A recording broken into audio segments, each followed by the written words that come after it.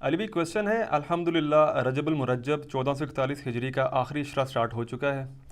اس حوالے سے ہمارے سب کانٹیننٹ یعنی انڈیا، پاکستان اور بنگلہ دیش کی سوسائٹی میں 27 رجب کو معراج النبی صلی اللہ صلی علیہ اللہ وآلہ علیہ وسلم کے وسلم۔ مبارک دن کے طور پر منایا جاتا ہے۔ چنانچہ اسی کانٹیکس میں سب سے زیادہ ڈسکس ہونے والا عقیدہ معراج النبی صلی اللہ علیہ صلی وآلہ اللہ وسلم علیہ کے وآلہ دوران وسلم۔ اللہ تعالیٰ اور اس کے محبوب صلی اللہ علیہ وآلہ وسلم کی ملاقات کے موقع پر اللہ عز و جل کے دیدار کا مسئلہ ہے۔ پلیز اس حوالے سے کتاب و سنت کی روشنی میں امت کی رہنمائی فرمائیے، شکریہ۔ جزاکم اللہ خیرا و احسن الجزا۔ میرے بھائیوں، اس میں کوئی شک نہیں ہے کہ معراج مصطفیٰ صلی اللہ علیہ وآلہ وسلم ہمارے محبوب سید الاولین والآخرین، شفیع المذنبین، رحمت للعالمین، سیدنا و مولانا امام اعظم محمد رسول اللہ صلی اللہ علیہ وآلہ وسلم کے ان 3 معجزات میں سے ایک بڑا معجزہ ہے جن کا ذکر قرآن کے اندر آیا ہے۔ ہمارے محبوب صلی اللہ علیہ وآلہ وسلم کے 3 معجزات ایسے ہیں جن کا ذکر قرآن میں آیا، باقی بخاری اور مسلم میں تو درجنوں معجزات کا ذکر ہے، لیکن وہ 3 معجزے جن کو قرآن نے بھی بیان کیا ہے وہ سب سے زیادہ اہمیت کے حامل ہیں کیونکہ اس کا ذکر قرآن میں ہے۔ ان میں سے نمبر 1 معجزہ، جسے آپ عربی میں آیتن کہتے ہیں، اردو میں آپ معجزہ، عقل کو عاجز کر دینے والی چیز، اللہ کی نشانی، وہ ہے القرآن، جس کا ذکر سورۃ العنکبوت میں آیا کہ یہ نبی علیہ السلام کا واحد معجزہ ہے جس کی بنیاد پہ دعوی نبوت ہے۔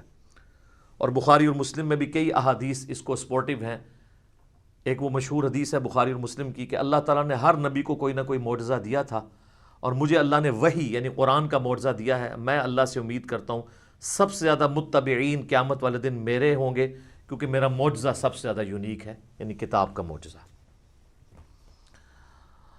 اور دوسرا معجزہ آپ صلی اللہ علیہ وآلہ وسلم کا جو قرآن میں ذکر ہوا وہ شق القمر کا واقعہ ہے، جو سورۃ القمر کے سٹارٹ میں ہی آتا ہے، اقتربت الساعہ، قریب آ گئی قیامت، وانشق القمر، اور شک ہو گیا چاند۔ اس کانٹیکسٹ میں بخاری اور مسلم میں کئی احادیث ہیں کہ نبی صلی اللہ علیہ وآلہ وسلم کے مبارک زمانے میں چاند 2 ٹکڑے ہوا تھا اور پھر دوبارہ سے جڑ گیا۔ تو یہ وہ دوسرا معجزہ ہے جس کا ذکر قرآن کے اندر آیا۔ اور تیسرا معجزہ ہے معراج النبی صلی اللہ علیہ وآلہ وسلم کا معجزہ۔ اس کی کوئی تاریخ ہمیں احادیث کی کتابوں میں نہیں ملتی، نہ کوئی مہینے کا پتہ ہے، یہ اندازہ ہی ہے، بہرحال ہمیں اس سے کوئی غرض نہیں ہے۔ اگر کوئی سمجھتا ہے کہ معراج کا مہینہ ہے اور 27ویں رات ہے اور اس اعتبار سے اس مہینے کے اندر اس واقعے کو یاد کیا جاتا ہے تو اس میں کوئی ایسا مسئلہ نہیں ہے، بشرطے کہ اس میں قرآن و سنت سے جو چیزیں ثابت ہیں وہ بیان کی جائیں، قصے کہانیاں بیان نہ کی جائیں جو اکثر قصے اور کہانیاں بیان کی جاتی ہیں۔ تو یہ 3 معجزات ہیں جن کا ذکر اللہ تعالیٰ نے قرآن میں فرمایا ہے۔ اس میں ٹاپ آف دا لسٹ قرآن، اس کے بعد شق القمر والا یعنی چاند کے 2 ٹکڑے ہونے والا معجزہ، اور تیسرا معجزہ آپ صلی اللہ علیہ وآلہ وسلم کی معراج۔ اور یہ بھی یاد رکھیں، یہ جو معراج ہم عموماً بولتے ہیں یہ بھی غلط العام ہے۔ اصل میں اس معجزے کا نام ہے الاسراء والمعراج۔ نبی صلی اللہ علیہ وآلہ وسلم کا رات کا زمینی سفر الاسراء، اور المعراج اور پھر آسمانی سفر، اور یہ دونوں سفر قرآن کے اندر موجود ہیں۔ جو زمینی سفر ہے الاسراء، وہ پارہ نمبر 15 ہمارا سٹارٹ اسی سے ہوتا ہے، سورہ بنی اسرائیل جو سورت نمبر 17 ہے اس کے آغاز میں ہی آتا ہے، اعوذ باللہ من الشیطان الرجیم، بسم اللہ الرحمن الرحیم، سبحان الذی اسری بعبدہ لیلا من المسجد الحرام الی المسجد الاقصی۔ پاک ہے وہ ذات جو اپنے بندے کو لے گئی راتوں رات مسجد حرام سے مسجد اقصی، ایک دور کی مسجد تک، جس کے ارد گرد برکتیں رکھی ہیں تاکہ ہم اپنے اس بندے خاص کو اپنی قدرت کی نشانیاں دکھائیں۔ الاسراء رات کا سفر، بیت اللہ سے لے کر مسجد ایلیا، یروشلم، بیت المقدس، یہ تینوں نام ایک ہی مسجد کے لیے، اور بعد میں وہاں پہ مسجد بھی بن گئی، حضرت عمر کے دور میں اس کا نام پھر مسجد اقصی رکھا گیا۔ قرآن جب نازل ہوا تھا وہاں اقصی لغت کے معنوں میں آیا تھا ایک دور کی مسجد، مسجد اقصی بعد میں بنائی گئی ہے، پہلے وہ بیت المقدس یا ایلیا یا یروشلم کہلاتا تھا۔ تو یہ ہے الاسرا. اور پھر وہاں سے آپ صلی اللہ علیہ وآلہ وسلم کو ایک براق پہ سوار کر کے آسمانوں کا سفر کروایا گیا 7ویں آسمان تک. اور پھر سدرۃ المنتہا، اس کا نام ہی ہے سدرۃ المنتہا، جہاں پہ مخلوق کی انتہا ہو جاتی ہے، وہاں تک. اسے ہم کہتے ہیں المعراج، یعنی اونچائی کا سفر آپ صلی اللہ علیہ وآلہ وسلم کا. اور اس کا ذکر جو ہے وہ سورۃ النجم، سورت نمبر 53 میں آیا ہے، جس میں وہ مشہور آیت بھی آتی ہے فَكَانَ قَابَ قَوْسَيْنِ أَوْ أَدْنَىٰ، جس کے اوپر انشاءاللہ میں ڈسکشن بھی کر دوں گا. یہ یاد رکھیے گا میرے بھائیو، الاسراء والمعراج یہ پیورلی آپ صلی اللہ علیہ وآلہ وسلم کا جسمانی پلس روحانی سفر ہے. یہ کوئی خواب کا واقعہ نہیں ہے، کوئی روحانی ایکسپیرینس نہیں ہے. اگر یہ خواب کا واقعہ ہوتا تو کفار مکہ کو بھی ماننے میں آر نہ ہوتی. خواب میں تو بہت کچھ انسان دیکھ لیتا ہے. تو یہ جسمانی پلس روحانی ایکسپیرینس ہے. اور اس کے ساتھ یہ بھی یاد رکھنا ہے کہ اس کا موڈ برزخی ہے، یعنی اس کو اس دن کوئی دیکھ کے آبزرو نہیں کر سکتا تھا، الا یہ کہ اللہ نے کوئی ایک خاص منظر کسی کو دکھا دیا ہو، وہ الگ بات. ورنہ یروشلم میں آلموسٹ 1,00,000 کے قریب انبیاء جمع ہوئے، صحیح مسلم میں آتا ہے. یہاں تک کہ آپ صلی اللہ علیہ وآلہ وسلم نے فرمایا کہ مجھے جبرائیل علیہ السلام نے تمام نبیوں کا امام بھی وہاں پر بنایا. میرے بھائی ہمارے شہر میں 1,00,000 بندہ جمع ہو جائے رات کے وقت تو تھرتھلی پڑ جائے گی، اور اس زمانے کے اندر لیکن کسی نے وہ منظر دیکھا نہیں ہے. وہ ان سین بیریئر تھا. اور بیسیکلی یہ اس لیے کروایا گیا، جو سورہ آل عمران میں آیا تھا نا، کہ اللہ تعالیٰ نے انبیاء کی ارواح سے یہ عہد لیا تھا کہ اگر میں تمہیں حکمت دوں، نبوت دوں، اور پھر میرا کوئی پیغمبر تم میں آ جائے تو تم نے اس پیغمبر کی تصدیق کرنی ہے، جس طرح کہ یحییٰ علیہ السلام نے حضرت عیسیٰ علیہ السلام کی. اور نبی صلی اللہ علیہ وآلہ وسلم کی تصدیق تو سب انبیاء نے کرنی تھی، تو وہ اللہ تعالیٰ نے فزیکلی انبیاء کرام کو جو ہے وہ برزخی طور پہ وہاں پہ جمع کر کے اور آپ صلی اللہ علیہ وآلہ وسلم کے پیچھے نماز پڑھوا کے آپ کی امامت کا اعلان کروایا کہ آپ امام الانبیاء ہیں صلی اللہ علیہ وآلہ وسلم، تاکہ سورہ آل عمران کا وہ والا وعدہ پورا ہو.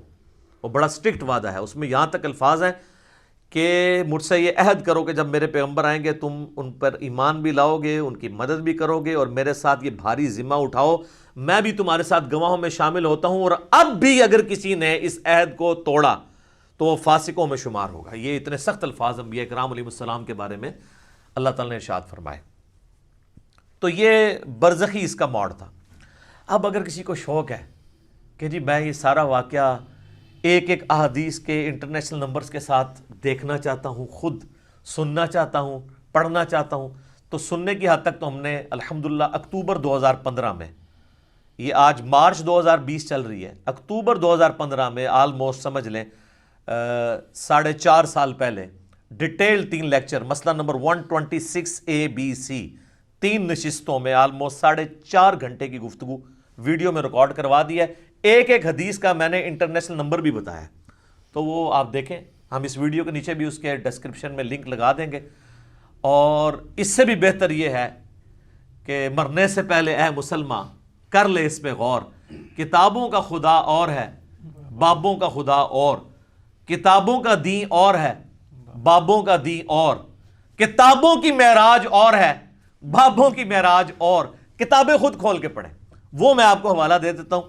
صحیح بخاری میں انٹرنیشنل نمبر ہے 3887، ڈیٹیلڈ حدیث ہے پوری واقعہ معراج کی، جس میں الاسراء زمینی سفر بھی ہے، آسمانی سفر، ہر آسمان پہ کس کس پیغمبر سے ملاقات ہوئی، 5 نمازیں دی گئیں، یہ ساری کی ساری 50 سے 5 ہوئی، حضرت موسیٰ علیہ السلام کے ساتھ ملاقاتیں ہوئی، یہ پوری صحیح بخاری میں انٹرنیشنل نمبر ہے 3887. اور سر صحیح مسلم 37 احادیث کنزیکٹیو ہیں. شروع میں پہلی جلد کے اندر انٹرنیشنل نمبر کے مطابق 411 سے لے کر 447، 411 سے 447 صرف واقعہ معراج کے اوپر ہے، الاسراء والمعراج. اچھا وہاں پہ بھی آپ کو ہیڈنگ مل جائے گی، الاسراء والمعراج، رات کا سفر اور آسمانوں کا سفر. اور مشکات میں اگر آپ نے پڑھنا ہے تو تیسری جلد میں آپ کو 5862 سے 5867 تک مسلسل 6 احادیث اس حوالے سے مل جائیں گی جو واقعہ معراج سے ریلیٹڈ ہے. لیکن ظاہر ہے کہ کچھ سکپ بھی ہوئی ہیں، تو وہ آپ صحیح مسلم کا وہ چیپٹر پڑھ لیں 411 سے 447 تک۔ اچھا، یہ جو میں نے دعویٰ کیا نا کہ یہ جسمانی پلس روحانی سفر ہے، یہ کوئی خواب کا معاملہ نہیں ہے، اگرچہ خواب میں بھی آپ علیہ السلام کو معراج ہوئی، وہ الگ سے ہے۔ کچھ ضعیف روایتیں بھی ہیں سیدہ عائشہ کی طرف منسوب، حضرت معاویہ کی طرف منسوب، کہ وہ لوگ کہتے تھے کہ نبی علیہ السلام کو خواب میں معراج کروائی گی، لیکن وہ اصول محدثین پہ جعلی روایتیں ہیں۔ صحیح بخاری کے اندر اوپر تلے 3 طرق سکیٹرڈ فارم میں، اوپر تلے تو نہیں ہے، 3 طرق آئے ہیں۔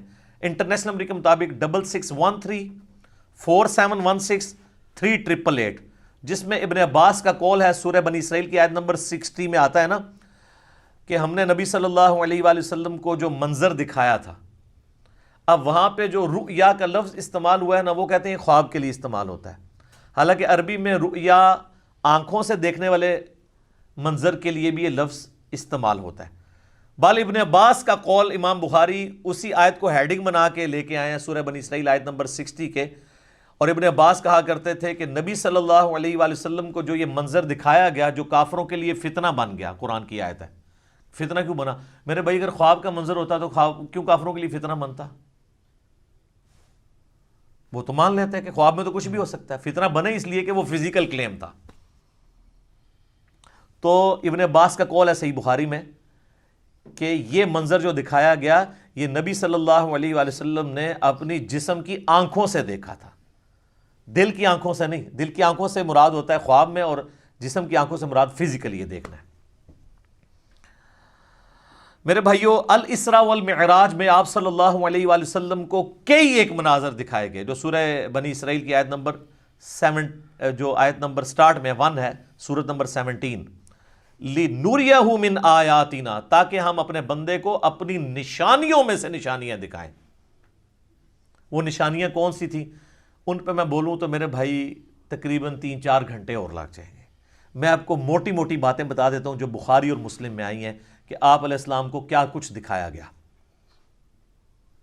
نمبر 1، سٹارٹ ہوا شق الصدر سے، آپ علیہ السلام کا سینہ چاک کیا گیا، بخاری مسلم میں آتا ہے، اور جنت سے سونے کا تشت لا کے آب زمزم کا پانی ڈال کے جبرائیل علیہ السلام نے نبی علیہ السلام کا دل جو ہے وہ دھویا۔ نمبر 2، آپ صلی اللہ علیہ وآلہ وسلم کو، چونکہ آپ مکے میں تھے، ابھی مدینہ آپ نے جانا تھا، راستے میں ایک شہر میں اتارا گیا اور جبرائیل نے کہا کہ یہ طیبہ ہے، مدینہ، جو آپ کا مسکن عنقریب بننے والا ہے ہجرت کے بعد۔ حضور کو اس وقت تک نہیں پتا تھا کہ یہاں سے تو میری دعوت جو ہے وہ ایسی لانچ ہوگی کہ رومن اور پرشین امپائر بھی کچھ نہیں جائیں گی۔ نمبر 3، پھر آپ کو کوہ طور پہ لے جایا گیا، انبیاء کے مقامات پہ۔ سب سے پہلے نبی علیہ السلام کا اپنا مسکن، اس کے بعد پھر طور سینا کے اوپر، اور کہا گیا کہ یہ وہ ہے جہاں پہ اللہ تعالیٰ نے حضرت موسیٰ علیہ السلام سے کلام کیا تھا۔ نمبر 4، بیت اللحم لے جایا گیا۔ بیت المقدس میں ایک جگہ ہے جہاں پہ حضرت عیسیٰ علیہ السلام کی ولادت ہوئی تھی، تو وہ جگہ بھی دکھائی گئی۔ لہٰذا اس سے امام ابن تیمیہ کے اس عقیدے کا رد ہوا کہ انبیاء کی جو بیٹھنے کی جگہ ہیں ان کا وزٹ کرنا یہ نعوذ باللہ کوئی بدعت ہے۔ نبی علیہ السلام کو تو خود کروائی جا رہی ہے یہ ساری چیزیں، الحمدللہ۔ اور صحیح بخاری میں اوپر تلے 10 احادیث ہیں کہ عبداللہ بن عمر اپنے سفر حج کے دوران ان جگہوں پر نماز پڑھا کرتے تھے جہاں پہ نبی علیہ السلام کے ساتھ جب انہوں نے سفر کیا تھا تو جہاں جہاں اتر کے نماز پڑھی تھی۔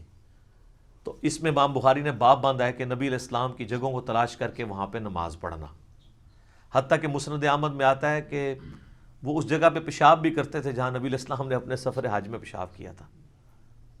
بخاری میں الفاظ ہیں نافع کے کہ مسجدیں موجود تھیں راستے میں، مسجد کے پاس نالوں کے قریب جو پتھر تھے وہاں پہ وہ نماز پڑھتے تھے، مسجد میں نہیں پڑھتے تھے۔ وہ کہتے تھے مسجد تو بعد میں بنی ہے، نبی علیہ السلام نے اس پتھر پہ نماز پڑھی تھی۔ یہ اتباع سنت کا جذبہ تھا۔ تو ظاہر نبی علیہ السلام سے لیا۔ 4 چیزیں ہوگی جی، شق الصدر، مدینہ شریف دکھایا گیا، طور سینا، بیت اللحم، اور اس کے بعد صحیح مسلم میں آتا ہے قبر موسیٰ دکھائی گئی۔ نبی علیہ السلام کہتے ہیں میں نے سرخ ٹیلے کے پاس موسیٰ علیہ السلام کو ان کی قبر میں نماز پڑھتے ہوئے دیکھا، اور اگر میں گزروں میں تمہیں وہ قبر بھی دکھا سکتا ہوں۔ وَقَائِمٌ يُصَلِّي فِي قَبْرِي، وہ کھڑے اپنی قبر میں نماز پڑھ رہے تھے۔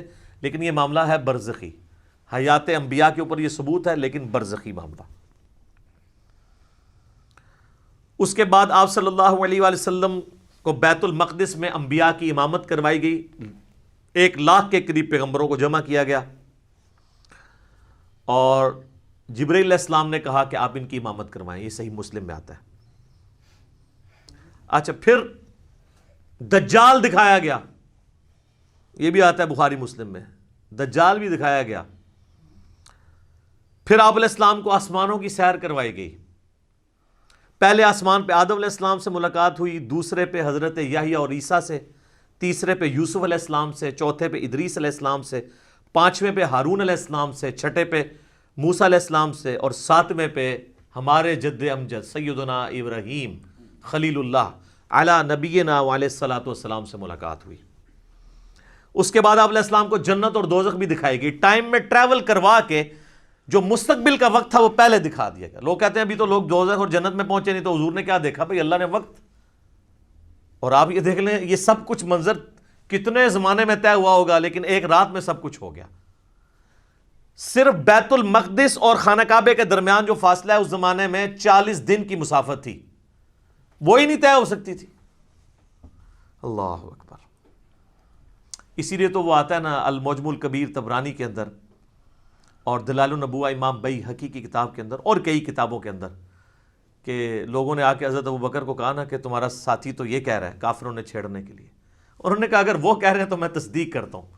تو اسی پر آپ کا لقب صدیق رکھا گیا کہ آپ علیہ السلام کی تصدیق کرنے والے. اس کے بعد بیت المعمور دکھایا گیا، بخاری مسلم میں آتا ہے. 7ویں آسمان کے اوپر اسی خانہ کعبہ کی سیدھ میں ایک گھر ہے جس کا طواف فرشتے کرتے ہیں، بیت المعمور، وہ دکھایا گیا. اور سب سے بڑھ کے آپ کو سدرۃ المنتہا تک لے جایا گیا. یہ آخری حد ہے. زمین سے جتنی مخلوقات ہیں یا فرشتے ہیں وہ بھی سدرۃ المنتہا سے آگے نہیں جا سکتے. اس کا نام ہی ہے انتہا، مخلوق کی انتہا ہے. باقی لوگوں نے آگے کہانیاں بنا لی ہیں کہ جی نبی علیہ السلام سدرۃ المنتہا سے بھی آگے چلے گئے. بالکل جھوٹ ہے. یہ آپ کی انتہا تھی، اور آگے پتہ نہیں کیا کیا کہانیاں بنائی ہوئی ہیں. کہتے ہیں عرش پہ جوتیوں سمیت چلے گئے. یہ تو اتنا بڑا جھوٹ ہے کہ احکام شریعت میں احمد صاحب بریلوی صاحب نے لکھا ہے کہ یہ جو معرج النبوہ کتاب جس میں یہ باتیں لکھی ہیں، یہ ہے تو سنی عالم ہے لیکن ہر طرح کی جھوٹی سچی روایتیں لکھ دیتا ہے. یہ محض باطل بات ہے کہ نبی علیہ السلام اپنی مبارک جوتیوں کے ساتھ عرش پہ گئے ہیں. یہ اعلیٰ حضرت نے لکھا ہے کہ یہ جھوٹی بات ہے. تو عرش پہ جانے والی کوئی بات نہیں ہے. ہاں قصے کہانیوں میں آپ مزے لے لے کے بیان کریں.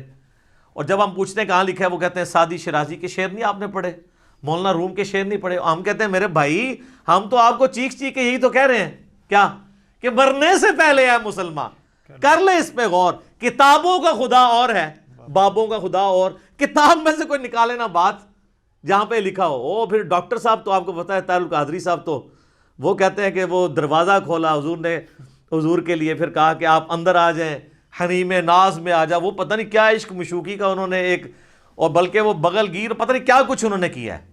اور طارق جمیل صاحب نے بھی اسی سے ملتی جلتی باتیں کی ہیں. وہ قاب قوسین او ادنا وہ پوری کر کے بتاتے ہیں. انشاءاللہ اینڈ پہ ڈسکس کرتا ہوں. تو میرے بھائی یہ کتابوں کی بات ہو رہی ہے. اور سدرۃ المنتہا ہی پہ اللہ تعالیٰ کی ملاقات ہوئی اپنے محبوب علیہ السلام کے ساتھ. اور سورۃ النجم میں اس کا ذکر ہے. وہاں پہ اللہ تعالیٰ نے وحی بھی کی آپ علیہ السلام کو. صحیح مسلم میں آتا ہے کہ 3 چیزیں آپ کو وہیں پہ عطا ہوئیں. نمبر 1 5 نمازیں. وہ ڈیٹیل بخاری مسلم میں آتی ہے کہ 50 تھی، کم ہوتے ہوئے موسیٰ علیہ السلام کے پاس جب وہ آتے تھے نا 6ٹھے آسمان کے اوپر، تو کہتے تھے حضرت زیادہ ہیں، کم کروائیں. ایک پھیرے ہی بس اور لگنا سی، وہ کون ہی لگیا، ورنہ وہ 5 کم ہوتے 5 تک رہ گئی. پھر اس میں الفاظ ہیں بخاری مسلم میں، اللہ نے کہا کہ میرا قول بھی نہیں بدلے گا، تمہاری امت پڑے گی 5. سورۃ الانعام میں ہے کہ 1 نیکی 10 کے برابر ہے، تو میں ان کو ثواب 10 کا ہی دوں گا. 1 کے بدلے 10 کا، تو نمازیں 50 کے ہی ثواب ملے گا 5 کے گیز بھی. دوسرا تحفہ دیا گیا سورۃ البقرہ کی آخری 2 آیات. صحیح مسلم میں آتا ہے آمن الرسول بما انزل الیہ من ربہ والمؤمنون. سر یہ 2 آیات وہ ہیں جو اس دنیا میں نازل نہیں ہوئی ہیں، آسمانوں پہ نازل ہوئی ہیں. آسمان سے آسمانوں پہ ہی نبی علیہ السلام کے مبارک سینے پہ.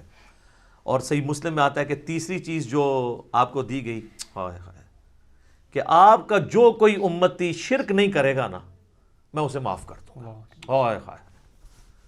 تو اس کو تو سپورٹو پھر قرآن میں بھی آیت ہے انہ من یشرک باللہ فقد حرم اللہ علیہ الجنہ وَمَأْوَاهُ النَّارُ وَمَا لِلظَّالِمِينَ مِنْ انصار.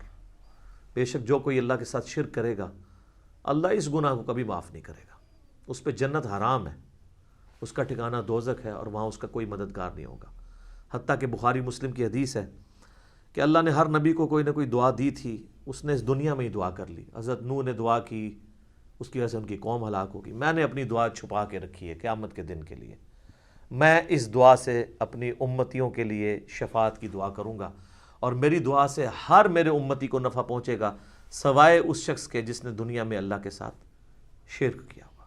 شرک is the most sensitive issue in the sight of Allah. اللہ اکبر. تو یہ 3 گفٹ آپ علیہ السلام کو ملے: 5 نمازیں، سورۃ البقرہ کی آخری 2 آیات، اور جو شرک نہیں کرے گا اس کی مغفرت. یہ ساری تفصیلات آپ مسئلہ نمبر 126 ABC کے اندر دیکھ سکتے ہیں 4.5 گھنٹے میں. میں اس کو سکپ کرتا ہوں. الاسراء والمعراج میں جو معراج والا پورشن ہے اس میں سب سے زیادہ کنٹروورشل چیز جو آپ نے سوال میں بھی کی وہ ہے نبی علیہ السلام نے کیا شب معراج اللہ تعالیٰ کو دیکھا تھا یا نہیں.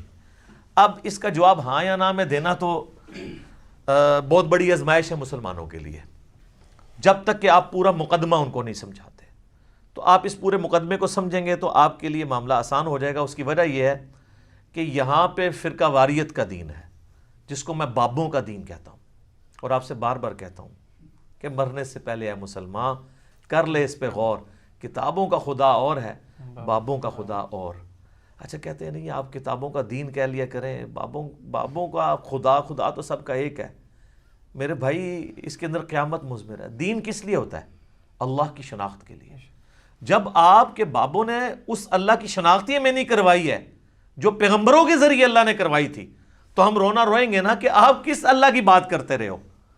تو اصل چیز قیامت زور اس شعر میں تبھی ہے کہ کتابوں کا خدا اور ہے، بابوں کا خدا اور. دیکھ لیں ہلچل مچی اس کی وجہ سے ہے. اگر میں کہتا کتابوں کا دین اور ہے بابوں کا دین اور، تو کسی کو کچھ نہیں تھا ہونا. یہ اندر جو ہلچل مچتی ہے نا، وہ کہتے ہیں یار ہم پتہ نہیں کس خدا کو مان رہے ہیں، کتابوں والے خدا کو کسی اور کو نہ مان رہی ہوئی ہے. تو یہ تو میں نے ڈیٹیکٹ کیا تھا قرآن سے، کتابوں کا خدا. حضرت آدم علیہ السلام کو جب اللہ نے دنیا پہ اتارا، سورۃ البقرہ آیت نمبر 38، تو اللہ تعالیٰ نے ہماری ماں اور باپ کو یہی کہا تھا قُلْ اهْبِطُوا مِنْهَا جَمِيعًا، اے آدم اور اس کی بیوی اور میری ان دونوں بندوں کی قیامت تک ہونے والی اولاد اتر جاؤ زمین میں. اب فَإِمَّا يَأْتِيَنَّكُم مِّنِّي هُدًى، یاد رکھنا اب جب کبھی بھی کوئی ہدایت کی کتاب تمہارے پاس آئے گی، انتظار کرنا کتابوں کا، بابوں کا نہیں، کتابوں کا جو پیغمبروں کے ذریعے آئیں گے. فَإِمَّا يَأْتِيَنَّكُم مِّنِّي هُدًى فَمَن تَبِعَ هُدَايَ فَلَا خَوْفٌ عَلَيْهِمْ وَلَا هُمْ يَحْزَنُونَ. جو ان کتابوں کی اس ہدایت کی پیروی کرے گا اس کو نہ کوئی خوف ہوگا نہ کوئی غم. وَالَّذِينَ كَفَرُوا وَكَذَّبُوا بِآيَاتِنَا اولئک اصحاب النار ہم فیہا خالدون. جو کوئی ہماری آیات کو جھٹلا دے گا، کفر کرے گا، اس کو جھٹلائے گا، تو وہ ہوں گے اہل جہنم، رہیں گے اس میں ہمیشہ ہمیشہ. اللہم اجرنا من النار. آمین. اللہم من احییتہ منا فاحیہ علی الاسلام ومن توفیتہ منا فتوفہ علی الایمان. آمین. تو اس لیے ہم کہتے ہیں کتابوں کا دین، بابوں کا نہیں. تو اس مقدمے کو سمجھنے کے لیے آپ پہلے بنیادی بات سمجھ لیں، ایک بنیادی عقیدہ، جو عقیدہ پوری امت کا ہے سوائے ان لوگوں کے جو اپنے نفس کے غلام بنے ہوئے ہیں. وہ کون ہے وہ میں آپ کو بتا دوں گا. پوری امت کا یہ عقیدہ ہے کہ مرنے سے پہلے اس روئے ارض پہ اللہ تعالیٰ کا دیدار کسی انسان کو، کسی جن کو، کسی فرشتے کو یا کسی بھی مخلوق کو ہونا محال ہے، امپاسبل ہے. یہ مقدور نہیں ہے، محال ہے. اس کے ثبوت میں سورۃ الانعام کی آیت نمبر ہے 103، لا تدرکہ الابصار، نگاہیں اس کا احاطہ نہیں کر سکتی، وہ نگاہوں کا احاطہ کر لیتا ہے. حتیٰ کہ اس آیت میں اہل تشیع اتنا غلو کرتے ہیں کہ وہ یہ کہتے ہیں کہ قیامت میں اور جنت میں بھی اللہ کا دیدار نہیں ہوگا. وہ بھی غلو کر رہے ہیں. اور دوسری طرف ان کی حالت یہ ہے کہ وہ کہتے ہیں کہ مولا علی علیہ السلام اس وقت تک سجدے سے سر نہیں اٹھاتے تھے جب تک اللہ کو دیکھ نہ لیں. تو ہم کہتے ہیں یار آپ کوئی ایک بات کرو, کسی بات کے اوپر ٹکو. اور پھر بعض غلو کرنے والے وہ کہتے ہیں شب معراج بھی جو مولا علی کا پنجہ دیکھا تھا. خیر اب اہل علم ان کو خود ہی رد کر رہے ہیں, وہ کہہ رہے ہیں یہ نصیحتیاں ہیں, ہمارا ان سے کوئی تعلق نہیں ہے, اہل تشیع کا یہ جو ہے مکتب نہیں ہے, مکتب اہل بیت یہ نہیں ہے. تو یہ سورۃ الانعام کی آیت نمبر 103 اس پر گواہ ہے. اور اس سے بھی بڑھ کر پریکٹیکل ایکسپیرینس سورۃ الاعراف کی آیت نمبر 143, جب موسیٰ علیہ السلام نے کوہ طور پہ ملاقات کے دوران کہا اے اللہ میری خواہش ہے میں تجھے دیکھوں. اتنی دفعہ باتیں سن کے اگلا سٹیپ بھی بندہ طے کرتا ہے نا. تو اللہ نے کیا فرمایا تھا, لن ترانی, ہرگز نہیں دیکھ سکتا تو مجھے, بلکہ تو پہاڑ کی طرف دیکھ, اگر یہ پہاڑ اپنی جگہ پہ قائم رہا تو سمجھنا تو مجھے دیکھ سکتا ہے.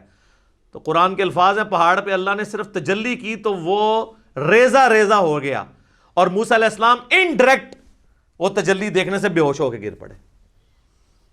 اور اس کے بعد ان کا اللہ میں تیرے طرف رجوع لاتا ہوں, اب دوبارہ میں یہ بات نہیں کروں گا. تو اگر موسیٰ علیہ السلام کو زیارت نہیں ہو سکتی اللہ تعالیٰ کی اس دنیا میں, تو موسیٰ علیہ السلام سے بڑھ کے تو کوئی بھی نہیں ہو سکتا.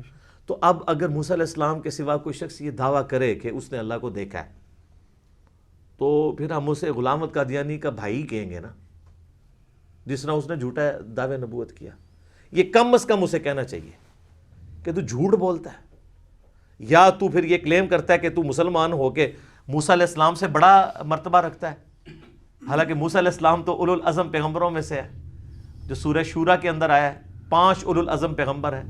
نمبر 1 ہمارے محبوب علیہ السلام, اس کے بعد حضرت ابراہیم علیہ السلام, پھر نوح علیہ السلام, موسیٰ علیہ السلام اور عیسیٰ علیہ السلام. تو اولو العزم پیغمبروں سے بھی آگے بڑھ گئے. تو پھر ہم یہی کہیں گے نا. سورۃ الحجر کی آیت نمبر 99 آخری آیت میں بھی آیا ہے, وَاعْبُدْ رَبَّكَ حَتَّى يَأْتِيَكَ الْيَقِينُ, اپنے رب کی عبادت کرتے جاؤ یہاں تک کہ تمہیں یقین نصیب ہو جائے, تمہیں موت آ جائے. تمام نے اس یقین کا ترجمہ موت کیا ہے. مرنے سے پہلے یقین نہیں آ سکتا, کیونکہ یقین اس وقت آتا ہے جب آپ فزیکلی دیکھ لیں. تو یہی تو آپ کو انعام ہے, ان الذین یخشون ربہم بالغیب لہم مغفرۃ واجر کبیر. جو بغیر دیکھے اپنے رب سے ڈرتے ہیں ان کے لیے ہے مغفرت اور بہت بڑا اجر. اور صحیح مسلم میں انٹرنیشنل نمبر کے مطابق 7356 نمبر حدیث ہے دجال کے کانٹیکسٹ میں. نبی علیہ السلام فرماتے ہیں کہ یہ دجال آئے گا تو اس کے ماتھے پہ کافر لکھا ہوگا, لیکن وہ کاف فا را یا کاف الف فا را لکھا ہوگا ایبریویشنز میں. تو لوگ جو اہل ایمان ہیں نبی علیہ السلام کہتے ہیں وہ پڑھ لیں گے کہ یہ کافر لکھا ہے, تو ان کو پتہ چلے گا دجال ہے.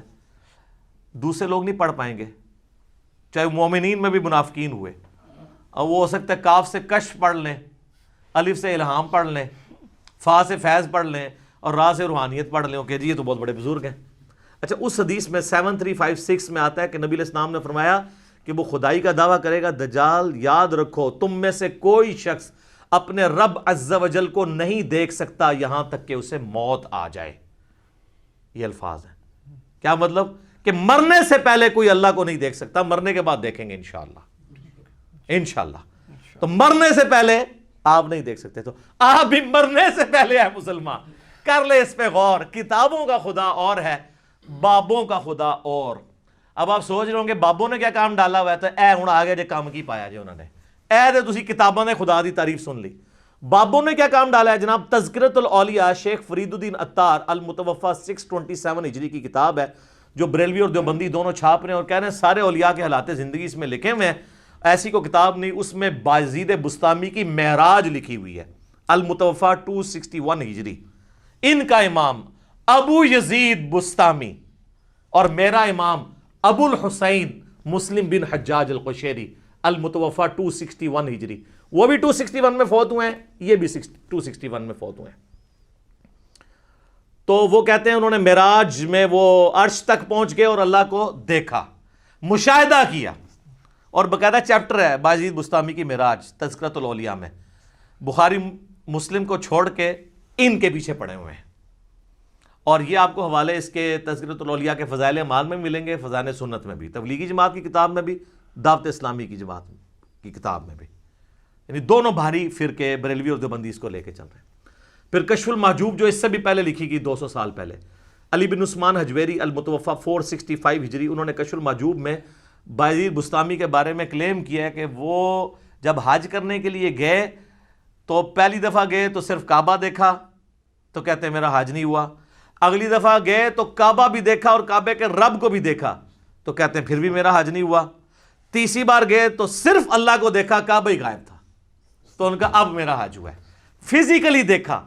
اگر کہتا نہیں یہ خواب میں دیکھنا ہے تو سر میرا معصومانہ سوال ہے کہ خواب کا پیکج موسیٰ ابن عمران علیہ السلام کو آفر کیوں نہیں ہوا، جن کو سورۃ الاعراف کی آیت نمبر 143 میں کہا گیا لن ترانی، موسیٰ تو مجھے نہیں دیکھ سکتا، انہوں نے آگے سے توبہ کی۔ تو اگر بازید والا عقیدہ ان کا ہوتا تو کہتے ہیں اللہ توبہ خواب ہی کرا دے، بازید نو تے بائی کرانی ہے نا، کہانیاں جھوٹ کوڑ ہن مزہ ہے۔ حضرت ابو ہریرہ نوں بھی غصہ آندا سی تو اپنی حبشی لینگویج وچ بولدے سن، کوڑ پنجابی کہتے ہیں جھوٹ نو۔ اچھا جی، شیخ زکریا کاندلوی نے کتاب لکھی ہے فضائل حج۔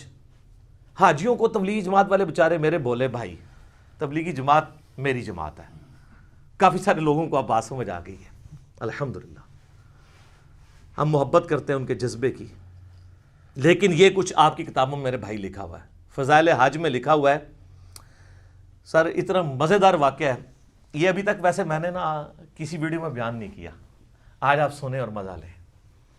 وہ لکھتے ہیں کہ جی محدث عبد الرزاق مسجد نبوی میں بیٹھ کے درس حدیث دے رہے تھے۔ آپ پتہ محدث عبد الرزاق کون ہے؟ امام بخاری اور امام مسلم کے استاد ہیں جی، بخاری مسلم نے ان سے حدیثیں لی ہوئی ہیں محدث عبد الرزاق سے۔ یہ وہی ہیں جن کی مصنف عبد الرزاق ہے، دو ہیں نا کٹھی لکھی کی، مصنف ابن ابی شیبہ اور مصنف عبد الرزاق۔ سر اے او جے اے عبد الرزاق تھوڑا کرکٹر نہیں ہے، پاویں سمجھو۔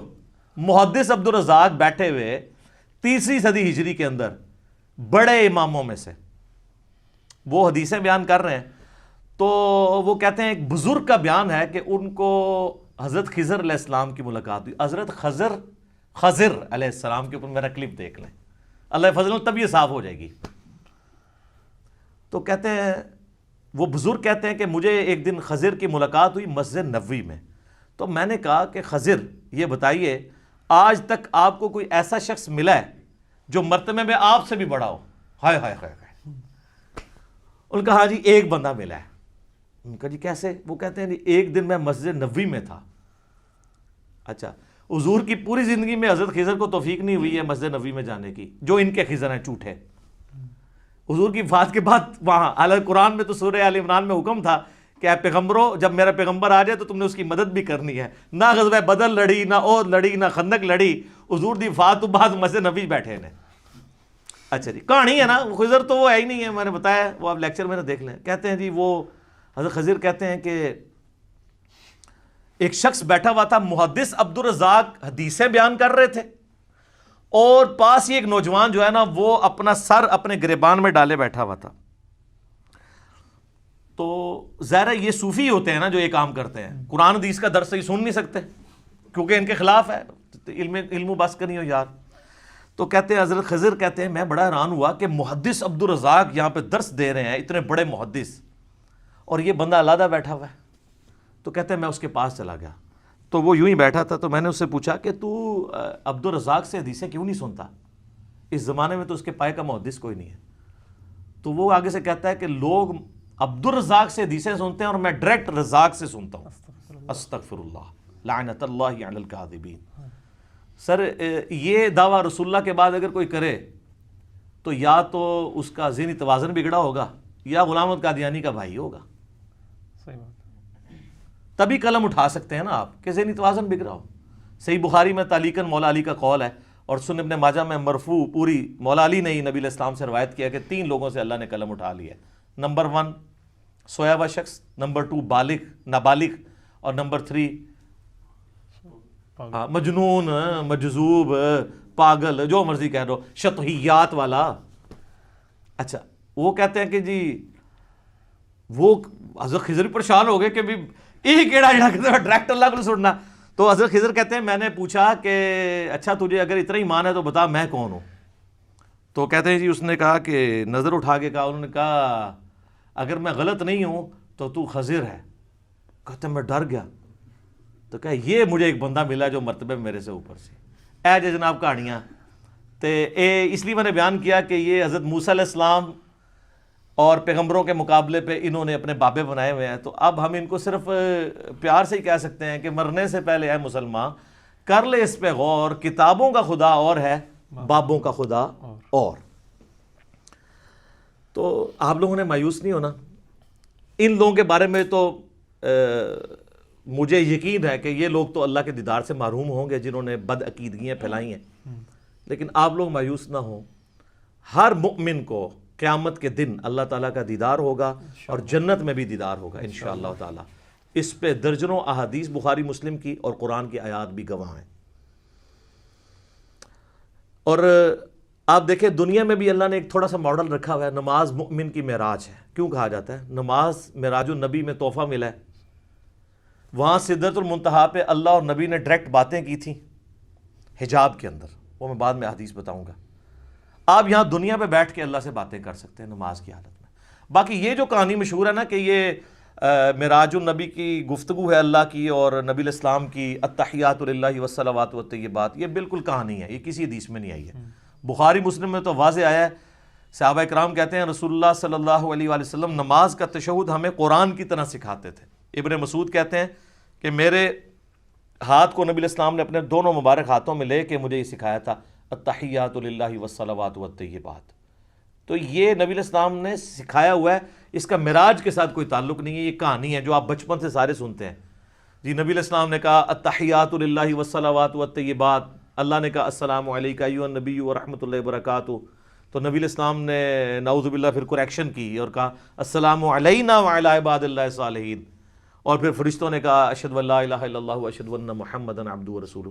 ایک کہانی ہے سر، کڈی وڈی کہانی ہے اور بچپن تو سن رہے ہو. آج تک کسی مولوی کو پوچھا ہے اے وہ کہانی جڑا بریلوی بھی بیان کرتا ہے، دیوبندی بھی بیان کرتا ہے، اہل حدیث بھی بیان کرتا ہے، کسی نے نہیں پوچھا لکھی کہاں ہوں یہ کہانی ہے. سورۃ القیامہ کی آیت نمبر 22 اور 23 میں آیا ہے، اللہ تعالیٰ نے فرمایا وجوہ یومئذ ناظرہ، اس دن ایسے چہرے ہوں گے جو تر و تازہ ہوں گے، الی ربہا ناظرہ، اپنے رب کی طرف دیکھ رہے ہوں گے. جو تر و تازہ چہرے ہوں گے وہ اپنے رب کی طرف دیکھ رہے ہوں گے. اچھا بعض لوگ کہتے ہیں نہیں جی وہ یہاں دیکھنے سے مراد ہے کہ وہ رحمت کا انتظار کر رہے ہوں گے. وہ جنہوں نے نہیں ماننا تو یہ جو سورۃ الفجر کی آیت ہے وَجَاءَ رَبُّكَ وَالْمَلَكُ صَفًّا صَفًّا، قیامت والے دن اللہ اور فرشتے قطار در قطار اس دنیا پہ اتریں گے، کیونکہ میدان محشر اس دنیا میں عدالت لگنی ہے. تو جیسا اللہ کی شان کے لائق ہے وہ زمین پہ اترے گا.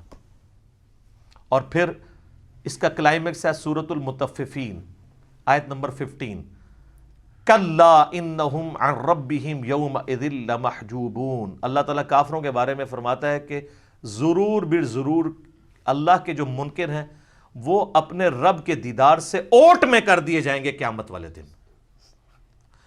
اچھا اللہ کے دیدار سے اوٹ میں کر دیے جائیں گے کافر، تو اس کے اندر کیا امپلائیڈ ہے کہ اہل ایمان حجاب اٹھا دیا جائے گا، کیونکہ اللہ کے آگے تو کوئی حجاب نہیں آ رہا نا، اللہ کے سامنے تو کوئی چیز چھپی نہیں ہوئی ہے. یہ بندے اور اللہ کے درمیان حجاب ہے، کافر کے درمیان آ جائے گا، مومن کا اٹھ جائے گا. یہ واضح ثبوت ہے. لہذا شیعہ کا موقف جو ہے باطل ہے. بلکہ میں شیعہ کو دعوت دوں گا کہ اللہ کے بندو ہماری نمازوں عبادات ان ساری چیزوں کا کیا حاصل ہونا ہے کہ اگر ہم جنت میں پہنچ جائیں اور تب بھی اپنے رب کو نہ دیکھ سکیں. قرآن کی درجنوں آیات میں جو اللہ تعالیٰ بار بار کہتا ہے کہ بغیر دیکھے اپنے رب سے ڈرتے ہیں، تو یہ پردہ آخر اٹھنا ہے نا کبھی، اس دن اٹھنا ہے کہ جس دن اللہ تعالیٰ نے یہ امتحان میں آپ کو پاس کر دینا ہے کہ ہاں جی تم بغیر دیکھے ڈرتے تھے نا، اب اس کا انعام ہے، مجھے دیکھ لو. یہ تو امپلائیڈ ہے اس کے اندر، ورنہ تو دین کی لذت ہی ختم ہے اگر قیامت میں جنت میں اللہ کا دیدار نہیں ہے. بخاری مسلم میں درجنوں احادیث ہیں. اسی کانٹیکسٹ میں جو سورۃ القیامہ کی آیت نمبر 22 ہے وجوہ یومئذ ناظرہ الی ربہا ناظرہ، اس آیت کے کانٹیکسٹ میں بخاری مسلم دونوں میں حدیث ہے. صحابہ کرام نے پوچھا یا رسول اللہ کیا ہم اپنے رب کو دیکھیں گے قیامت والے دن؟ آپ نے فرمایا تم ضرور اپنے رب کو دیکھو گے. 14ویں رات کا چاند جب چھایا ہوتا ہے اور کوئی بادل نہ ہو تو تمہیں اس چاند کو دیکھنے میں کوئی تکلیف محسوس نہیں ہوتی. سورج کو دیکھنے میں تکلیف ہوتی ہے، چاند کو دیکھنے میں نہیں ہوتی۔ بالکل اس طریقے سے تم اپنے رب کو بھی دیکھو گے اور تمہاری آنکھوں پہ کوئی سٹرین نہیں آئے گا، جیسا کہ اس کی شان کے لائق ہے۔ تم اپنے رب کو دیکھو گے انشاءاللہ تعالی۔ اور سر صحیح مسلم میں ایک بڑی رکت انگیز حدیث ہے، نبی علیہ السلام فرماتے ہیں جنتی جب جنت میں پہنچ جائیں گے نا تو اللہ تعالیٰ جنتیوں سے کہے گا کہ ہاں جی کوئی اور نعمت چاہیے؟ تو جنتی کہیں گے یا اللہ اس سے بڑی کیا نعمت ہے کہ تو نے ہمیں ہمیشہ کے دوزخ کے عذاب سے بچا لیا، ہمارے چہرے تر و تازہ کر دیے، ہمارا منہ مانگا انعام ہمیں دیا، ہمیشہ کی زندگی ہمیں دے دی، اس سے بڑی بھی ابھی کوئی نعمت باقی ہے؟ تو پھر اللہ تعالیٰ ان کو سرپرائز دیتے ہوئے اپنا اور بندوں کے درمیان حجاب اٹھائے گا اور لوگ اپنے رب کی زیارت کریں گے، اور جب وہ رب کو دیکھ لیں گے نا تو ان کو دنیا کی اور جنت کی ہر نعمت بھول جائے گی، وہ کہیں گے اصل نعمت تو یہ ہے، یہ اللہ نے سرپرائز میں رکھی ہوئی ہے جنت کے اندر۔ یہ صحیح مسلم میں حدیث ہے۔ پھر نبی علیہ السلام نے کہا کہ چاہو تو قرآن پڑھ کے دیکھ لو، سورہ یونس کی آیت نمبر 26 آپ نے تلاوت کی، للذین احسنوا الحسنى وزیادہ، جو لوگ نیکوکار ہیں اللہ تعالیٰ ان کے لیے بہتر اجر رکھے گا اور کچھ بڑھ کے بھی دے گا۔ وہ کہتے ہیں کہ بڑھ کے جو دے گا وہ یہ ہے سب سے بڑھ کے اللہ کا دیدار انشاءاللہ تعالی۔ اور پھر صحیح مسلم کی وہی حدیث جو دجال والی میں نے بیان کی 7356 کہ تم میں سے کوئی اپنے رب عز و جل کو نہیں دیکھ سکتا یہاں تک کہ وہ مر نہ جائے، تو مرنے کے بعد انشاءاللہ تعالی اللہ کا دیدار ہوگا۔ اور مرنے سے پہلے ہے مسلمان کر لے اس پہ غور، کتابوں کا خدا اور ہے بابوں کا خدا اور یقین کر جب تو یہ غور کرے گا نا تو تیرے اندر سے آواز نکلے گی کیا کہ نہ میں وابی، نہ میں بابی، نہ میں سو کارڈ وابی تے نہ میں بابیاں دا دفاع کرنے والا بابی، میں ہوں مسلم علمی کتابی انشاءاللہ تعالی۔ البتہ میرے بھائیوں اس کائنات میں ایک ہستی ایسی ہے جسے اللہ تعالیٰ نے اس دنیا میں خواب کی حالت میں اپنا دیدار عطا کیا، اور اس اعتبار سے باقی ساری مخلوقات پہ فوقیت دی، اور وہ ہمارے محبوب سید الاولین والآخرین شفیع المذنبین رحمت للعالمین سیدنا و مولانا امام اعظم محمد رسول اللہ صلی اللہ علیہ وآلہ وسلم کی مبارک ذات ہے۔ اور یہ تو نبی الاسلام کے بارے میں خواب میں زیارت والا معاملہ، یہ تو میں حدیث آپ کو بعد میں بیان کرتا ہوں۔ آپ کے بابوں نے یہ دعویٰ امام حنیفہ کے لیے بھی کیا، وہ کہتے ہیں 100 دفعہ خواب میں زیارت ہوئی ہے۔ امام بن حنبل کے بارے میں تو فضائل اعمال کے اندر لکھا ہے کہ خواب میں اللہ کو دیکھا اور پوچھا کہ اللہ جی میں آپ کا قرب چاہتا ہوں تو کس چیز سے حاصل کروں؟ تو اللہ نے فرمایا قرآن سے۔ تو اگے امام بن حنبل نے کہا کہ اللہ سمجھ کے کہ بغیر سمجھ کے؟ تو اللہ نے کہا کہ چاہے سمجھ کے چاہے بغیر سمجھ کے۔ کڈی کہانی خواب ایہی چیز لینی تھی۔ تو سر اس پہ میری 100 نمبر مجلس دیکھ لیں، کتابوں کا خدا اور ہے بابوں کا خدا اور۔ میں آج اس کی انجینئرنگ نہیں کرتا، بل یہ فضائل اعمال کے اندر یہ لکھا ہوا ہے، فضائل ذکر والے چیپٹر کے اندر، کہ امام احمد بن حنبل نے بھی اللہ کو دیکھا ہے خواب میں۔ بالکل کہانی ہے، اگر یہ کوئی چیز ہوتی تو یہ پیکج موسیٰ علیہ السلام کو آفر ہوتا، جو سورۃ الاعراف کی آیت نمبر 143 میں کیٹاگوریکل ڈینائی آ گیا، لن ترانی، تو نہیں دیکھ سکتا، ٹھیک ہے، فزیکلی تو کوئی دیکھ سکتا، خواب میں بھی صرف نبی علیہ السلام کی خصوصیت ہے۔ اور وہ حدیث ہے میرے بھائیوں جامعہ ترمذی میں انٹرنیشنل نمبر کے مطابق 3235، یہ حدیث مسند امام احمد میں بھی ہے، مشکات المصابیح میں 748 نمبر ہے پہلی جلد کے اندر، اور یہاں خواب کا ذکر ہے۔ اور یاد رکھیے گا سورہ الصافات کی آیت نمبر 100 سے لے کے 103 تک آتا ہے نا کہ ابراہیم علیہ السلام کو اللہ نے خواب میں بیٹے کی قربانی کا حکم دیا تھا۔ انبیاء کے خواب وحی الہی ہوتے ہیں۔ بخاری مسلم میں کئی احادیث ہیں کہ نبوت کا 46واں حصہ خواب ہے، نبیوں کو جو خواب دکھایا جاتا ہے وہ ڈیفینیٹلی وحی الہی ہوتا ہے۔ باقی بخاری مسلم میں آتا ہے کہ نبیوں کے علاوہ جو ہے وہ اللہ کی طرف سے بھی ہو سکتا ہے، شیطان کی طرف سے بھی ہو سکتا ہے، نفس کی طرف سے بھی ہو سکتا ہے۔ تو یہ ترمذی میں جو حدیث ہے، مسند احمد میں بھی، مشکات المصابیح میں بھی، اور اس حدیث کے ساتھ امام ترمذی نے لکھا ھذا حدیث حسن صحیح، یہ حدیث حسن صحیح ہے۔ اور امام ترمذی نے ساتھ لکھا کہ میں نے اپنے استاد امام محمد بن اسماعیل بخاری، امام بخاری سے پوچھا تو انہوں نے بھی فرمایا کہ یہ حدیث صحیح ہے، اگرچہ بخاری میں نہیں ہے لیکن اس حدیث کو امام بخاری نے بھی صحیح کہا ہے، امام ترمذی نے بھی صحیح کہا، شیخ البانی نے بھی صحیح کہا، شیخ شعیب ارنوت نے بھی صحیح کہا، شیخ زبیر لیزئی نے بھی صحیح کہا رحمہم اللہ اجمعین۔ بڑی لمبی حدیث ہے، میں اکثر بیان کرتا ہوں، جس میں نے وہ دعا بھی آپ کو بار بار کہی ہے کہ یاد کرو، اللہم انی اسألک فعل الخیرات و ترک المنکرات۔ اس میں الفاظ ہیں جو آج کی ضرورت ہے کہ میں نے خواب میں اپنے رب کو بڑی خوبصورت صورت میں دیکھا، اور پھر یہ بھی الفاظ ہیں کہ اللہ تعالیٰ نے میرے دونوں شانوں کے درمیان اپنا ہاتھ مبارک رکھا، اور میں اس کی تشبیہ بھی نہیں دوں گا کیونکہ لیس کمثلہ شیء، اللہ کی مثل کوئی شے نہیں، حتیٰ کہ میں نے اس کی انگلیوں کے پوروں کی ٹھنڈک اپنے قلب پہ محسوس کی جیسا کہ اس کی شان کے لائق ہے۔ باقی لمبی حدیث ہے، لیکن اس میں سے یہ پورشن میں نے بیان کرنا تھا کہ خواب میں نبی علیہ السلام کو زیارت ہوئی ہے۔ اب یہاں پہ یاد رکھیے گا، ایک بہت میں آپ کو کرٹیکل پوائنٹ دینے لگا ہوں۔ اگر کوئی شخص اللہ ہی کو دیکھ لے تو اب کائنات میں کوئی غیب ایسا رہ گیا جو اس کے لیے اٹریکٹیو ہو؟ اس سے بڑی تو کوئی چیز نہیں ہے۔ تو پھر قیامت والے دن نبی علیہ السلام کے لیے اللہ نے کیا انعام رکھا ہوا ہے؟ آپ کو تو دنیا میں مل گیا سب کچھ۔ ہمیں تو کہا گیا نا سورۃ الملک کی آیت نمبر 12 میں، ان الذین یخشون ربہم بالغیب لہم مغفرۃ و اجر کبیر، جو بن دیکھے اپنے رب سے ڈرتے ہیں ان کے لیے مغفرت اور بہت بڑا اجر ہے۔ اور آپ نے سن لیا کہ جنت میں اللہ کا دیدار، قیامت میں اللہ کا دیدار۔ تو نبی علیہ السلام نے اگر دنیا میں ہی اللہ کو دیکھ لیا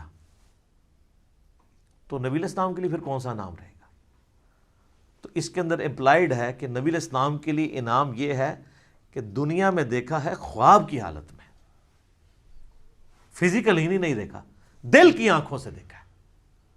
فزیکل دیکھنا ابھی باقی ہے ان کا بھی، وہ حضور کے لیے ابھی بھی غیب کی چیز ہے، تو آپ علیہ السلام کے لیے بھی انعام باقی ہے۔ تو جو لوگ اس دنیا میں حضور کا فزیکل دیکھنا مانگتے ہیں یا شب معراج فزیکل دیکھنا مانگتے ہیں، تو ان کے لیے علمی چیلنج ہے کہ پھر بتاؤ کہ نبی علیہ السلام کے لیے قیامت اور جنت میں اور کون سا انعام ہوگا اس سے بڑھ کے، اگر آپ اپنا سب سے بڑا انعام پہلے ہی اویل کر چکے ہیں۔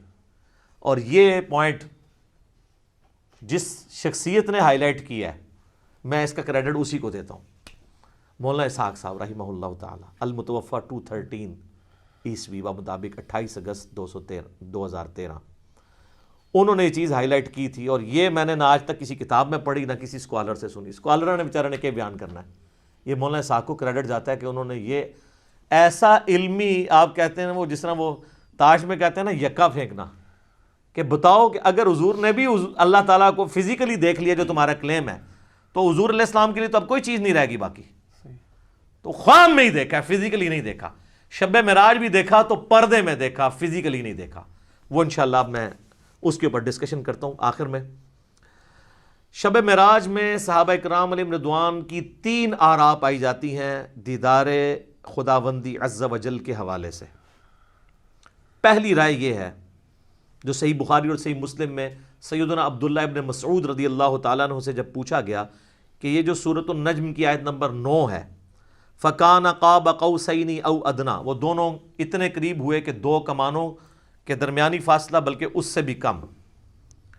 اور پھر اگلی آیت سورۃ النجم کی آیت نمبر 11، مَا كَذَبَ الْفُؤَادُ وَمَا رَأَىٰ، دل نے جو کچھ دیکھا اس کو جھٹلایا نہیں ہے۔ اور پھر سورۃ النجم کی ہی 18 نمبر آیت، لَقَدْ رَأَىٰ مِنْ آیَاتِ رَبِّهِ الْكُبْرَىٰ۔ ان 3 آیات کے بارے میں عبداللہ ابن مسعود سے جب پوچھا گیا تو بخاری مسلم کے الفاظ ہیں، انہوں نے کہا کہ یہاں تینوں جگہ پر مراد سیدنا جبرائیل علیہ السلام ہے، جن کو نبی علیہ السلام نے اپنی اصلی حالت میں دیکھا۔ ان کے 600 پر تھے اور سبز رنگ کا لباس انہوں نے پہنا ہوا تھا اور وہ افق پہ چھائے ہوئے تھے۔ اچھا، دوسری رائے ہے جو صحیح بخاری میں انس ابن مالک کی ہے، انٹرنیشنل نمبر کے مطابق 7517، وہ فَكَانَ قَابَ قَوْسَيْنِ أَوْ أَدْنَىٰ سے مراد اللہ اور اس کے نبی علیہ السلام کا قرب کہتے ہیں۔ لیکن اس حدیث میں ایک راوی ہیں شریک بن عبداللہ القاضی، ثقہ راوی ہیں، لیکن امام مسلم صحیح مسلم میں انٹرنیشنل نمبر کے مطابق 414 نمبر حدیث میں لکھتے ہیں کہ شریک بن عبداللہ جو ہے نا، یہ معراج کی حدیثیں بیان کرتے ہوئے الفاظ کو کم زیادہ کرتا ہے۔ ابن حجر اسقلانی بھی کہتے ہیں کہ یہ شریک بن عبداللہ القاضی جو ہے، یہ جو روایت بیان کرتا ہے نا، یہ اس معراج کا ذکر ہے جو خواب میں ہوئی تھی۔ خواب میں بھی علیحدہ سے معراج ہوئی ہے، ایک فزیکل معراج ہے جس کو ہم ڈسکس کر رہے ہیں۔ اور بعض کہتے ہیں کہ یہ اس کو وہم لگا ہے جو بخاری میں الفاظ ہیں انس بن مالک کے. یہ تمام طرح کی چیزیں یعنی ملتی ہیں. بہرحال یہ انس بن مالک کا اگر موقف ہے، لیکن اس میں بھی دیکھنے کا ذکر نہیں ہے، صرف قرب کا ذکر ہے سدرۃ المنتہا کے موقع پر. تو کوئی حرج نہیں اگر کوئی قرب کی بات کرتا ہے، دیکھنے کا پھر بھی یہاں پہ ذکر کوئی نہیں ہے. اچھا، انس بن مالک رضی اللہ تعالیٰ عنہ کے اس عقیدے کو سپورٹیو ابن عباس کی رائے ہے صحیح مسلم میں 437 نمبر حدیث میں. انہی 3 آیات سورۃ النجم آیت نمبر 9، 11 اور 18 کے بارے میں جب ان سے پوچھا گیا تو انہوں نے کہا کہ رآہ بفؤادہ مرتین، نبی علیہ السلام نے دل کی آنکھوں سے اپنے رب کو 2 دفعہ دیکھا، یعنی ان آنکھوں سے نہیں دیکھا. اور ابن عباس وہی ہیں جن کے بارے میں صحیح بخاری میں ہم پہلے سن چکے. وہ کہتے ہیں کہ واقعہ معراج جو ہے یہ آنکھوں کا ایکسپیرینس ہے، لہذا وہ آنکھوں کا ایکسپیرینس ماننے کے باوجود دل سے دیدار کی بات کر رہے ہیں. تو دل سے دیدار خواب کی حالت میں ہے، یہ اس کی بات کر رہے ہیں. واقعہ معراج والی میں بھی اگر کریں گے تو دل سے دیکھنے سے مراد کیا ہے، پھر وہ اس کو سپورٹیو اگلی حدیثیں آئیں گی سیدنا ابو ذر غفاری والی. لیکن یہاں پہ میں ایک حدیث بتاؤں، جامعہ ترمذی میں بھی مشکات میں بھی ہے کہ ابن عباس نے کہا لقد را محمد ربہ، بے شک محمد نے اپنے رب کو دیکھا. تو اکرمہ نے کہا کہ حضرت سورۃ الانعام کی آیت نمبر 103 ہے لا تدرکہ الابصار، اللہ کو تو آنکھیں دیکھ نہیں سکتی، تو آپ ہمیں کہہ رہے ہیں کہ نبی علیہ السلام نے اللہ کو دیکھا. تو فرمایا کہ یہ اس وقت ہے جب اللہ تعالیٰ اپنے نور کے ساتھ تجلی فرمائے. یہاں دیکھنے سے مراد دل سے دیکھنا ہے، تو وہ تو دل سے دیکھنا خواب میں دیکھنا جو ترمذی سے بیان کر دیا. تو ابن عباس بھی یہ مانتے ہیں کہ اللہ تعالیٰ کی جو نورانی تجلی، جو اللہ تعالیٰ کی ذات ہے، اس کو نبی علیہ السلام نے نہیں دیکھا. بعض لوگ ان حدیثوں سے سہارا لیتے ہیں لیکن اس کی ایکسپلینیشن اسی میں موجود ہے. پھر صحیح مسلم میں ایک حدیث ہے 443. ابو ذر غفاری کہتے ہیں کہ میں نے رسول اللہ سے پوچھا کہ نبی علیہ السلام یہ بتائیے کہ کیا آپ نے معراج میں اپنے رب کو دیکھا تھا؟ تو سر اب آپ لوگ بھی مان جائیں. رسول اللہ نے فرمایا کہ میں رب کو کیسے دیکھ سکتا ہوں، وہ تو نور ہے. کلیئر ہو گیا. اچھا، اس سے اگلی حدیث ہے صحیح مسلم میں 444. ایک تابعی کہتے ہیں ابو ذر غفاری سے کاش میں رسول اللہ کے زمانے میں ہوتا نا تو حضور سے ایک سوال ضرور کرتا. تو ابو ذر غفاری نے کہا کون سا سوال؟ اس نے کہا میں نے حضور سے پوچھنا تھا کہ یا رسول اللہ آپ نے شب معراج اللہ کو دیکھا ہے کہ نہیں.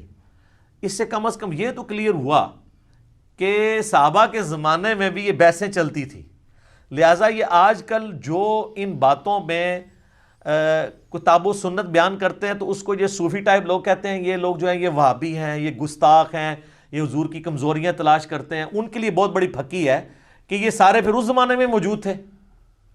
تابعین کہہ رہے ہیں ابو ذر غفاری کو کہ ہم حضور کے زمانے میں ہوتے ہیں نا تو حضور سے پوچھتے کہ یا رسول اللہ آپ نے اس کا مطلب تابعین کو صحابہ نے یہ عقیدہ نہیں بتایا. Point to be noted. تو ابو ذر غفاری نے کہا او بچے تو نے کیا پوچھنا ہے، میں خود پوچھ چکا ہوں حضور سے. اچھا، تو وہ کہتے ہیں میں نے جب رسول اللہ سے پوچھا تھا تو آپ علیہ السلام نے فرمایا کہ میں نے شب معراج ایک نور دیکھا تھا. یہ نہیں کہا، سوال ہو رہا ہے کہ کیا آپ نے اللہ کو دیکھا تھا، تو جواب میں ہونا چاہیے تھا ہاں میں نے اللہ کو دیکھا. جواب کیا دیا؟ میں نے ایک نور کو دیکھا تھا. ابو ذر غفاری کہہ رہے ہیں کہ حضور نے مجھے یہ جواب دیا. اس کی ایکسپلینیشن اس سے اگلی حدیثوں میں ہو رہی ہے.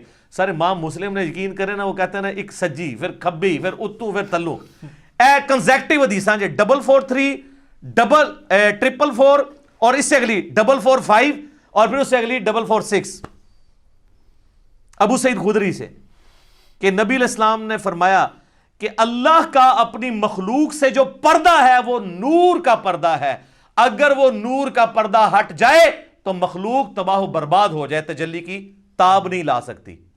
تو وہ جو آیا مسلم میں کہ میں نے نور دیکھا تھا تو وہ کیا تھا؟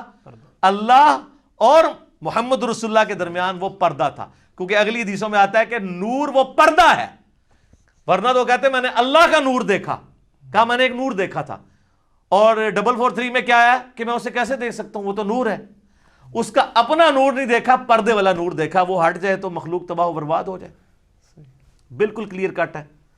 اچھا، یہ تو ہوگی وہ والی دوسری والی رائے اور اس کی ایکسپلینیشن. اب اینڈ پہ میں آپ کو اپنی اماں کی رائے بتاتا ہوں جو آپ کو ہضم نہیں ہونی کبھی بھی. سر اماں نے جو کیا ہے نا اس امت کے ساتھ احسان اور صوفیوں کے ساتھ ان کے سارے عقیدوں کو پیسیفک اوشن میں پھینک دیا. بخاری اور مسلم دونوں میں حدیث ہے.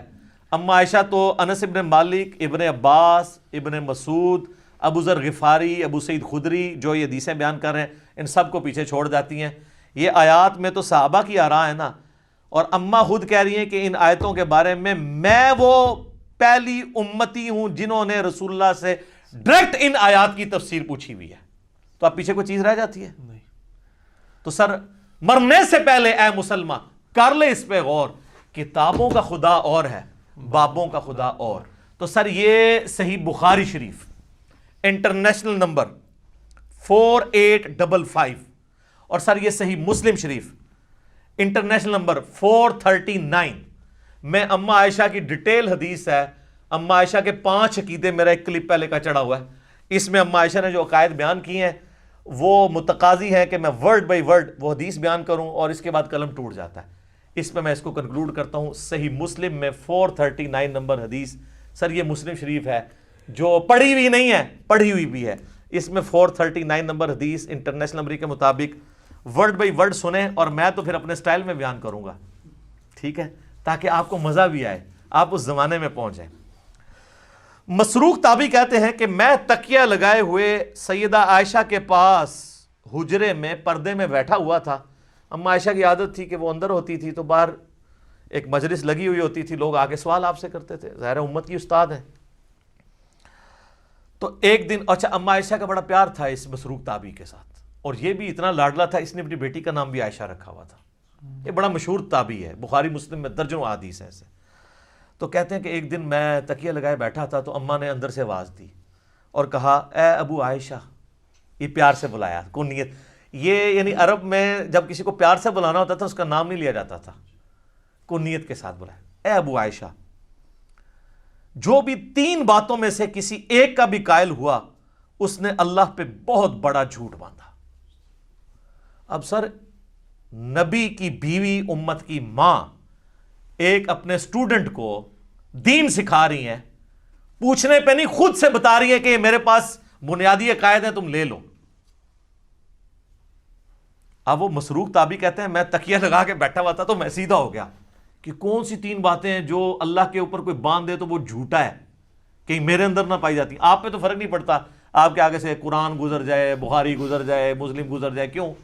وہ آپ بابوں کے دین کے اوپر ہیں، ٹھیک ہے. تو اس لیے ہم آپ سے ریکویسٹ کرتے ہیں کہ مرنے سے پہلے اے مسلمان کر لے اس پہ غور.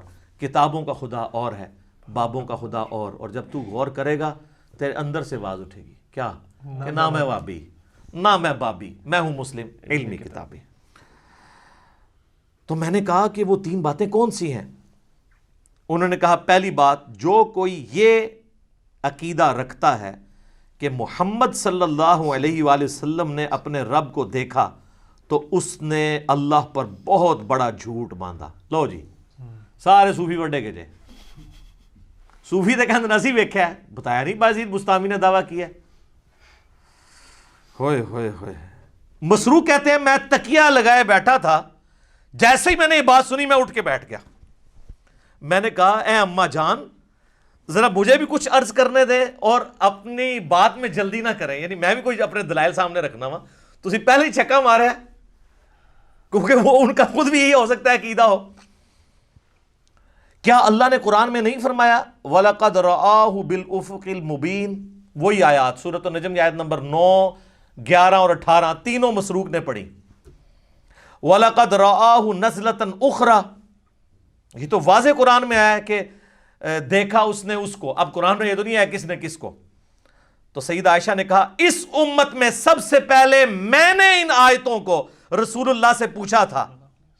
تو اب رسول اللہ سے پوچھنے کے بعد بھی اگر کسی نے نہیں یقین کرنا اور بابوں کے دین پہ چلنا اور کتابوں کے دین پہ نہیں چلنا، صحیح مسلم 439 نمبر حدیث پہ نہیں چلنا، اور صحیح بخاری انٹرنیشنل نمبر کے مطابق 4855 حدیث میں، مسلم میں چونکہ ڈیٹیل ہے میں وہ بیان کر رہا ہوں. اچھا جی سن لیں، آپ جو رسول اللہ کو مانتا ہے اس کے لیے میں بیان کر رہا ہوں، جو بابوں کو مانتا ہے اس کے لیے تو میں کچھ نہیں کر سکتا.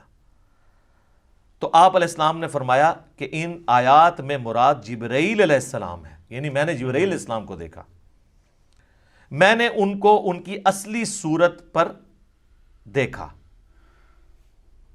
اور 2 بار ایسا ہوا۔ ان آیات میں اسی کا ذکر ہے کہ ان کو وہ اس وقت وہ اتر رہے تھے آسمان سے، اور ان کے تن و توش کی بڑائی نے آسمان سے زمین تک روک رکھا تھا، افق پہ پھیلے ہوئے تھے، وہی جو عبداللہ ابن مسعود نے کہا۔ اب یہ سیدہ عائشہ نے جو یہ حدیث بیان کی ہے نا کہ نبی علیہ السلام سے خود ہی پوچھ لیا تو ان کا جبرائیل ہے، تو اما عائشہ اب مزید علمی دلائل سامنے رکھ رہی ہیں اسی عقیدے پہ۔ سورۃ الانعام کی آیت نمبر 103 پڑھی، لا تدرکہ الابصار وہو یدرک الابصار، جو ہم پہلے ڈسکس کر چکے۔ نگاہیں اس کا احاطہ نہیں کر سکتی، وہ نگاہوں کا احاطہ کر لیتا ہے۔ اور کہا مسروق تو نے یہ آیت نہیں قرآن کی پڑھی ہوئی؟ اور کیا تو نے یہ نہیں سنا کہ اللہ فرماتا ہے وَمَا كَانَ لِبَشَرٍ أَن يُكَلِّمَهُ اللَّهُ إِلَّا وَحْيًا أَوْ مِن وَرَاءِ حِجَابٍ أَوْ يُرْسِلَ رَسُولًا۔ سورہ شورى کی آیات کہ کسی انسان کی تو یہ اہلیت ہی نہیں ہے کہ اللہ تعالیٰ اس سے کلام کرے سوائے اس کے کہ اس پہ وحی کر دے، یعنی چپکے سے اس کے دل میں بات ڈال دے، یا حجاب میں گفتگو کرے جس طرح کہ سدرۃ المنتہا پہ ہوئی، یا اس کی طرف کوئی رسول بھیجے یعنی جبرائیل علیہ السلام کو پیغمبر۔ تو حضرت عائشہ نے اپنی دلیل میں رسول اللہ کی بات بھی کی اور قرآن کی آیات بھی کوٹ کی، اور اماں تو سیدھی آیتیں ہی کوٹ کرتی تھی، ٹھیک ہے، حدیث بھی کوٹ کی ہے نا، کہہ دو اماں منکرین حدیث میں سے تھی، نہیں، پہلے انہوں نے حدیث کوٹ کی ہے، بعد میں قرآن کی آیات کوٹ کی ہے۔ مسروق دوسری بات یہ ہے کہ جو کوئی خیال کرے کہ رسول اللہ صلی اللہ علیہ وآلہ وسلم نے اللہ کی کتاب میں سے کچھ حصہ چھپا لیا تھا تو اس نے بڑا جھوٹ باندھا۔ اب ایسی سلسلہ خاص گلاں خاص نو، میرا پچھلے دن کلپ ریکارڈ ہو گیا حضرت ویسے کرنی والا اور علم لدنی والا، حضرت خضر علیہ السلام والا، وہ دیکھ لو، میں ساری کہانیاں نہ کھولی ہیں، تخت بلقیس والا بھی دیکھ لیں، سب کچھ ٹھپے گئے نا۔ تو اما عائشہ کہتی ہیں جس نے کہا نا رسول اللہ نے کچھ چھپا لیا تھا، یہ بھی کہتے ہیں خاص باتیں خاص لوگوں کو بتائی تھی، اس نے بھی اللہ پر جھوٹ باندھا۔ کیا تم نے قرآن میں اللہ کا فرمان نہیں سنا، یا ایھا الرسول بلغ ما انزل الیک من ربک وان لم تفعل فما بلغت رسالتہ، اے رسول اللہ جو آپ کی طرف نازل ہوا ہے اللہ کی طرف سے وہ اپنی امتیوں تک پہنچا دیں، اور اگر آپ نے نہ پہنچایا اس کو تو آپ نے رسالت کا حق نہیں ادا کیا۔ تو رسول اللہ نے سارا دین سب کو ٹرانسفر کیا۔ علم لدنی پہ میرا حضرت خضر علیہ السلام والا کلپ دیکھ لیں، میں نے پوری ان کی کہانیاں کھول کھول کے بیان کی ہیں بخاری مسلم سے، وہاں بھی آیت کوٹ کی تھی۔ اچھا، اور پھر کہا مسروق تیسرا عقیدہ یہ ہے کہ جو کوئی کہے کہ رسول اللہ یہ جان لیتے تھے کہ کل کیا ہونے والا ہے، یعنی آئندہ کا حال، علم غیب، تو اس نے بھی اللہ پر جھوٹ باندھا، کیونکہ اللہ تعالیٰ قرآن میں فرماتا ہے قُلْ لَا يَعْلَمُ مَنْ فِي السَّمَاوَاتِ وَالْأَرْضِ الْغَيْبِ إِلَّا اللَّهُ، اے نبی فرما دو آسمانوں اور زمین میں غیب کو کوئی نہیں جانتا سوائے اس کے۔